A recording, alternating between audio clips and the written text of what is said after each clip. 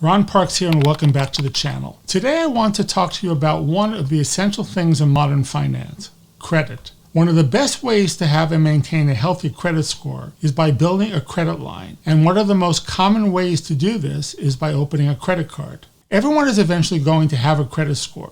And that's going to determine what apartments you can rent, what loans you can apply for, what car dealerships trust you. In short, it'll affect every significant purchase of your life. If you've never checked your credit score, you've probably seen the ads on television for free credit reports. Well, many of these offers come with strings attached. However, you can legally obtain a copy of your credit report once a year through annualcreditreport.com or by requesting it by mail or by phone. Now, usually it's advisable to check that once a year, just to make sure someone didn't mix up your name with a hardened criminal. There's a great report by John Oliver about people who were mistaken for outright crooks due to errors in their credit history. These errors can be challenging to correct, so it's important to keep an eye on your credit. Beyond that vital issue, credit cards are just useful. We're a long way from the horse and buggy days when you knew the local banker, and it was a simple matter of trust. The world is a lot more complicated now, and credit cards have become a necessary part of everyday life. People can be overwhelmed with so many credit cards out there,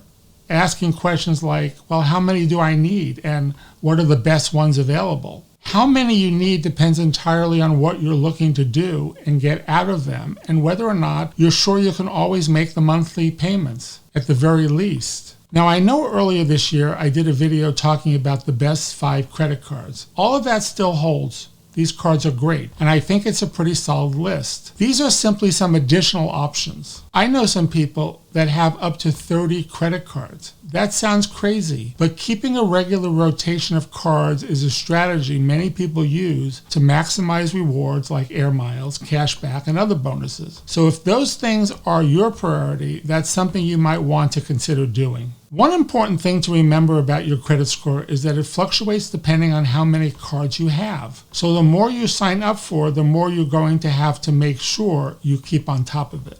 For most of us, though, that's too much to juggle. Keeping track of 30 payments along with all the others you make monthly can be a hassle. And most people I know like to keep the number of cards they have to a reasonable level. So I've taken a look over the years, and based on my own experience and the advice I've given to clients, I've compiled a list of the 5 credit cards you can't live without. You're going to want these in your wallet at all times. While there are plenty of other options available, you're going to want to make sure these 5 are on the top of your list. Bear in mind when I'm talking about these cards, I'm not going to focus on interest rates and fees. Most of the cards we're going to address don't even deal in annual fees. Some cards that do charge a yearly fee are still worth having, but it's always best to avoid it whenever you can. So we're assuming you know that much, and I'm going to mainly look at the benefits, perks, and rewards each card has to offer. While other cards may come and go, these are what I consider the forever or lifetime cards. Now, before I unveil the list, I can't stress enough how important it is to keep on top of your balances each month. Always making those payments in full and only spend what you know you can pay back. Now, that's common sense advice, I know, but I can't tell you how many times I've looked over a client's spending habits and had to break it to them that the way they've been charging up their credit cards is just out of control. Also, and this is a real-time announcement, but I think it bears mention, I can't tell you how many people I've heard of that resorted to online shopping and have gone way over their limit during the pandemic. It's understandable. These are tense times, but this will come back to bite you within a year. Make a list of what you have, keep track of your supplies, and make sure you're not turning it into a doomsday prepper. It's easy to get carried away. All right, enough caution and common sense. Let's get to the cards that you will always want in your wallet. And I'm talking about these in no specific order. So number 5, the Chase Freedom card. When it comes to the best no-fee rewards card on the market, look no further. You can apply for 2 kinds of Chase Freedom cards, Chase Freedom Flex and Chase Freedom Unlimited. They both imply freedom. In fact, they flat out say it, but there are some differences between them, and I'll get into just what those are in a moment. I love this card. It's not enough that they give you 1% back on every dollar you spend. They also give you 5 times the points in categories that rotate every quarter. With no annual fee, that means you can use it as often or infrequently as you choose without worrying about payment at the end of the year. And those points I mentioned, when you earn enough of them, you can redeem for things like gift cards and Amazon bonuses. If you're anything like me, Amazon has become a crucial part of your shopping experience in the past year. And while I'm not crazy about their employees' working conditions, it's become a necessity for many. One of the handier aspects about Chase Freedom is that if you happen to have a Chase Sapphire card as well, you can convert your Freedom card points into Ultimate Reward points. And those points will get you free travel. Now, as I mentioned, 2 different Chase Freedom cards are offered. So let's go through the differences and figure out which one is right for you. Thankfully, CNN put together a list of the specific differences for each card. I will drop a link down below in the description to get a better look at the finer points. But this is pretty simple. You can see a lot is the same. Things like 3% back on shopping at drugstores and restaurants. The real difference between the two comes a bit down the line, right there. This is probably the essential difference between them. On the Chase Freedom Flex, you get 5% cash back on up to $1,500 in combined quarter purchases every quarter in the rotating bonuses categories. And every quarter, Chase has various rotating categories that offer bonuses of their own. These categories can be things like gas stations, department stores, Amazon, anywhere they want to incentivize you to make a purchase. The Freedom Unlimited offers no rotating bonuses. And the next significant difference between the two deals with just how many rewards you'll earn in the non-bonus categories or the stores that, well, don't have those extra incentives. Here, the Unlimited has the better deal. It allows you to earn 1.5% back on all the purchases you make in these stores, whereas with the Flex, you only get 1%. Both of these cards promote themselves as cashback credit cards. And as far as ads go, that's a reasonably honest assessment. So now you're probably asking yourself, are you even eligible to apply for either? So go back to your credit score because that's what it's going to come down to. If you have a good credit score around 690 or higher, you're ready to apply for the Flex. And if you want the Unlimited, generally speaking, the same thing. You can even get approved with scores as low as 675. But I've heard people having issues when they apply and their credit scores are in the low 600s. There is, however, one other restriction you should be made aware of. It's not a big deal, but it might make a difference if you do all your banking through Chase. If you do, you already know that Chase has one of the strictest criteria you have to meet when applying. So they have a rule known as the 524 rule, which means you can apply for most credit cards through Chase, including the Flex, if you have opened 5 personal credit cards in the past 24 months. So this is just something to keep in mind. Okay, number 4, Discover It Cashback. Another no-fee rewards card that should have a place in your wallet. Like the Freedom, you've got 1% cash back on every dollar you spend. And what's better, Discover also automatically matches all the cash back you earn at the end of the first year. So let's say you earn $100 or $150 cash back over the first year. Then you can expect to see $200 or $300 come around in the new year. And what kind of rewards does it offer? Well, you get 5% back in rotating categories up to $1,500.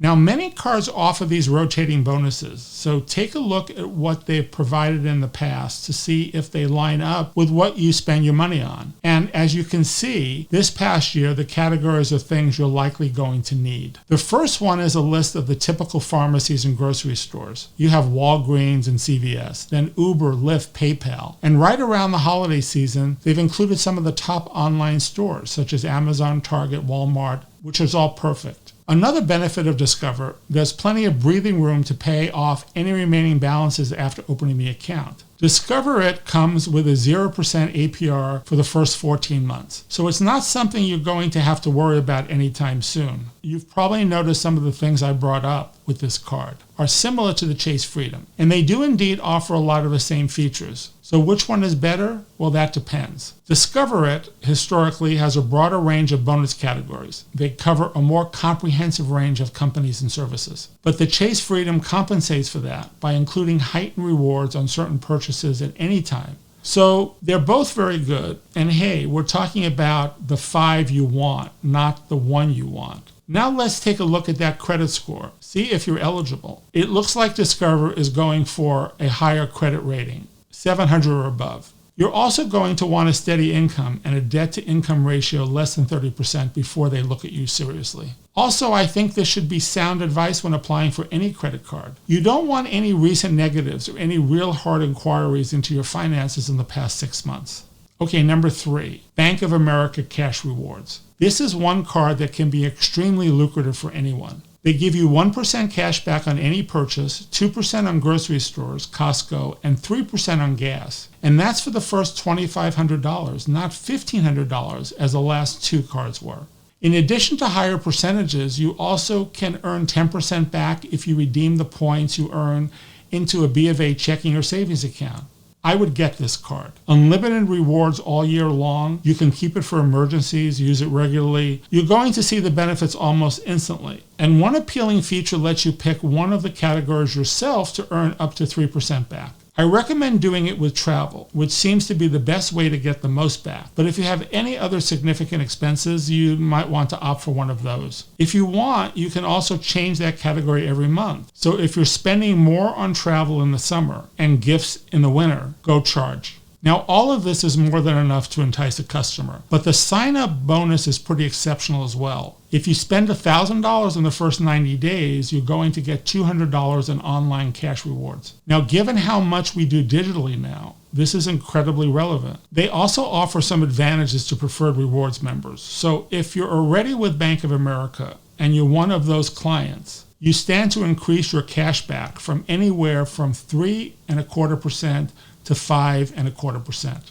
Now, if I had to pick one nitpick about the card, which is relatively minor, while you can earn a lot of back spending on travel, they don't offer many travel perks. So if you're looking for a card that offers lounge access, complimentary TSA pre-check, or travel protection, you might want to have another card in your wallet to take care of those. A fair word of warning, they expect an exceptional credit score of at least 750. Okay, number 2, the Chase Slate card. One of the keys to getting the most out of the credit cards in your wallet is to diversify. You're going to want different cards for specific purposes. Chances are, if you're looking at cards with no annual bonus fees, you're probably looking for other ways to avoid paying fees as well. That's what this card is for. With the economy very gradually recovering from earlier this year, many people are still tragically out of work. So if you're having trouble keeping up with your monthly payments now, or if you ever have, the Slate card is up your alley. Rather than just falling further behind, you might want a card almost exclusively for balance transfers to offset some of that debt you could accrue. Not only does the Slate have a 0% introductory APR on new purchases, but it offers the same on balance transfers as well. When you first apply, you get 15 months of interest-free financing on purchases and balance transfers you complete within the first 60 days. That means you don't pay the standard 3 to 5% balance transfer fee most cards come with.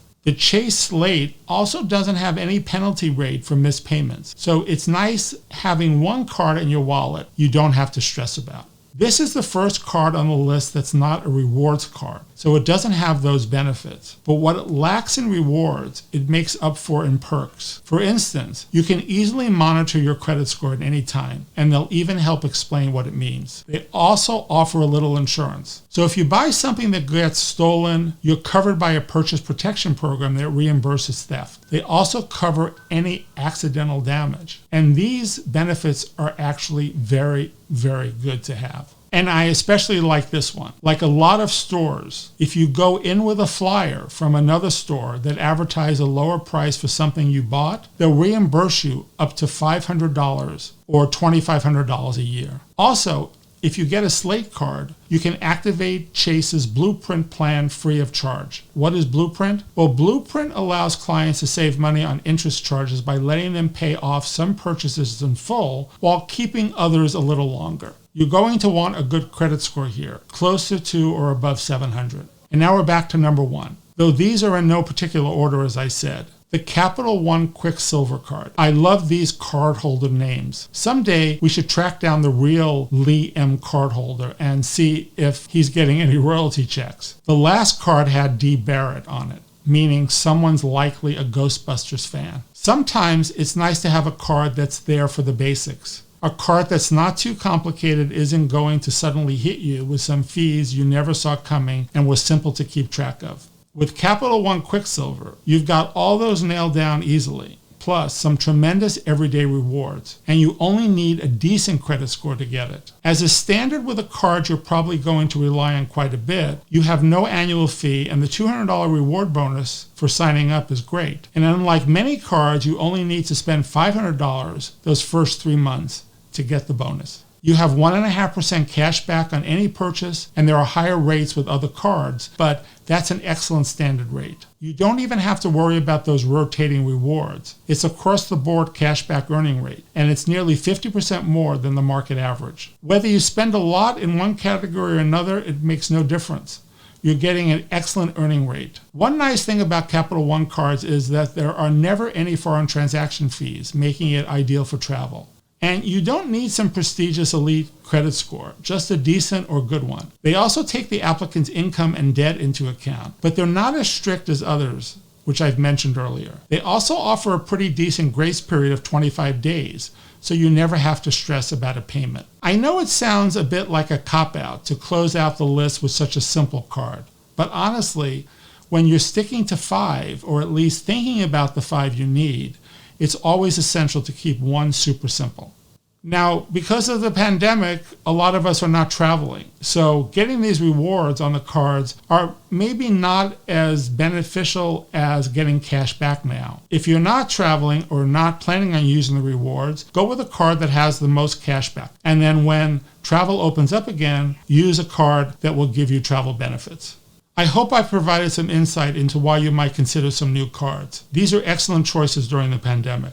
Now, early in the year, I noticed several of them offered $20 and $30 incentives on Amazon when signing up. Some of them still are, while a few of them have had to cap off just how many they give out because they were so popular. Remember, with credit cards, yes, they're essential. They're handy and they're often necessary, but they still can be considered something of a luxury. So you have to keep an eye on the minimums you're paying and never let anything get too out of control. I know that's not easy with so many places facing shutdowns and restricting certain services to essential workers. The boredom alone is enough to make me want to pick up a few high-priced items that I've always wanted. Just know you're going to have to pay the piper eventually, and make sure you're not getting yourself into a lake of debt in the process. I appreciate you watching, and I hope you enjoyed the video. And if you have, I would really appreciate it if you could smash a like button and subscribe. I post twice a week, if not more. So until next time, thanks.